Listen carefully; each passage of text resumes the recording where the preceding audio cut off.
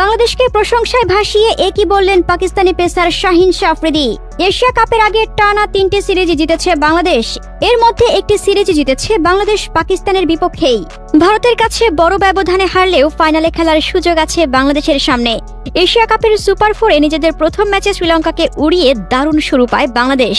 তবে দ্বিতীয় ম্যাচেই ধাক্কা খেয়েছে টাইগাররা। ভারতকে 168 রানে আটকে রেখেও বাংলাদেশ ম্যাচ জিততে পারেনি। এই ম্যাচে হারের ফলে বাংলাদেশের ফাইনালে যাওয়ার স্বপ্ন অনেকটাই কঠিন হয়ে গেছে।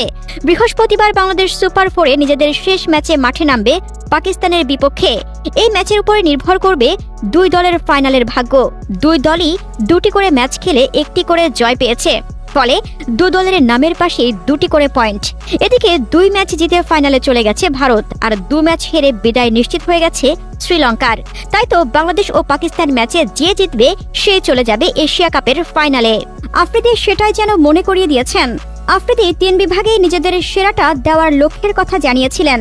এ প্রসঙ্গে আফ্রিদি যোগ করেন, বাংলাদেশ একটি ভালো দল, সম্প্রতি খুব ভালো খেলেছে। ভালো দলের সাথে খেললে প্রথম ধাক্কাটা আপনাকেই দিতে হবে, সুযোগ দেওয়া যাবে না। আমাদের ভালো ক্রিকেট খেলতে হবে, ফিল্ডিং, ব্যাটিং, বোলিং 3 বিভাগেই ভালো খেলতে হবে।